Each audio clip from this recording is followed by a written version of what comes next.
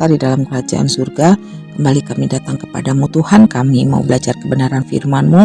Kiranya Tuhan yang menyertai kami dari awal sampai pada akhirnya. Roh Kudus-Mu yang menolong kami untuk kami boleh mengerti setiap firman yang kami dengar bersama-sama. Terima kasih Tuhan, kami serahkan renungan Habatus kami ke dalam tangan kuasa-Mu. Ampuni dosa kesalahan kami, dalam nama Tuhan Yesus kami sudah berdoa bersyukur.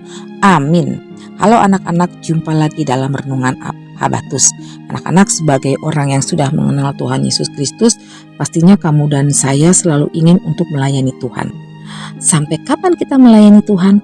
Sampai Tuhan memanggil kamu dan saya. Apakah pekerjaan Tuhan akan berhenti? Tentu saja tidak, karena Tuhan sudah menyiapkan orang-orang yang siap untuk meneruskan pelayanan kamu dan saya. Seperti pembacaan Alkitab kita yang diambil dari Filipi 2 ayat 19 sampai 30. Saya akan menolong untuk membacakan ayat 25.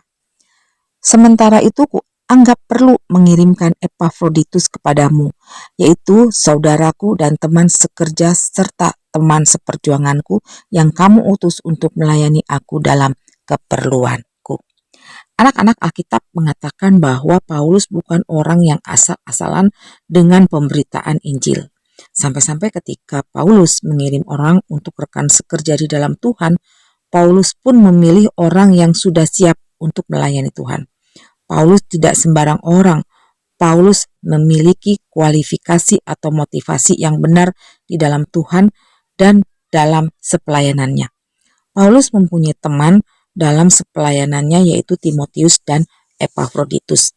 Nah, mereka ini adalah teman yang sehati dan sepikir, karena Paulus mempunyai tujuan dalam pelayanannya, yaitu seorang teman harus mempunyai pemikiran yang sama, harus sungguh-sungguh melayani untuk memberitakan Injil, tulus dalam memperhatikan kepentingan jemaatnya, bukan kepentingan pribadi, dan setia bersama-sama walaupun segala sesuatu berjalan tidak baik.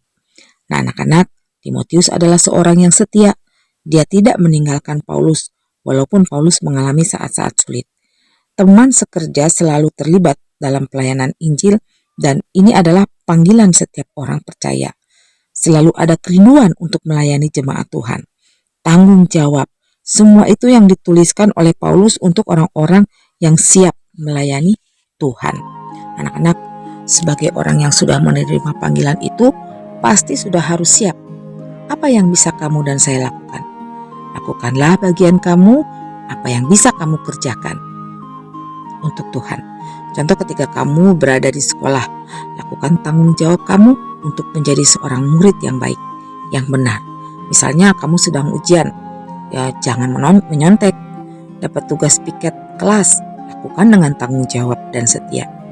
Ketika kamu di rumah, kerjakan tugas-tugasmu dengan baik, jangan dengan marah-marah, tapi dengan sukacita.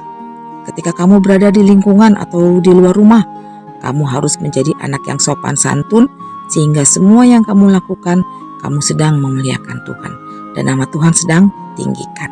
Nah, anak-anak, semua manusia naturnya adalah dosa. Ingat Roma 3:23.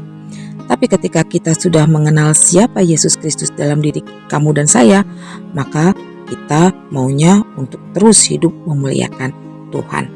Seperti contoh teladan sejati dalam hidup orang percaya, yaitu ketika Allah Bapa menyuruh anaknya yang tunggal untuk datang ke dunia ini menjadi serupa dengan manusia.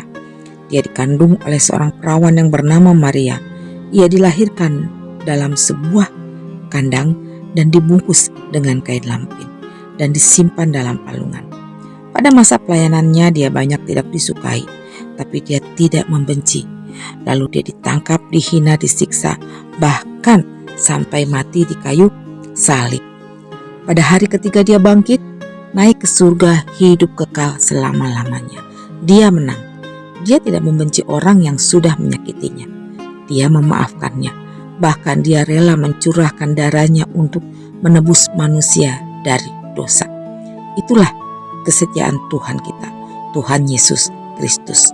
Nah, anak-anak, maukah kamu yang sudah percaya untuk terus hidup melayani Tuhan, sehingga hidup kamu diubahkan melalui firman-Nya, agar mau untuk memuliakan Tuhan? Mau ya anak-anak? habatus hidup aku bagi Kristus. Untuk anak-anak yang mau menerima anugerah keselamatan, Yohanes 14 ayat 6. Kata Yesus kepadanya, "Akulah jalan dan kebenaran dan hidup.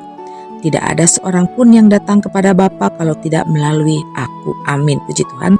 Mari kita berdoa. Tuhan Yesus, kami bersyukur kalau kami sudah Tuhan pilih untuk kami menjadi bagian dalam kerajaan surga.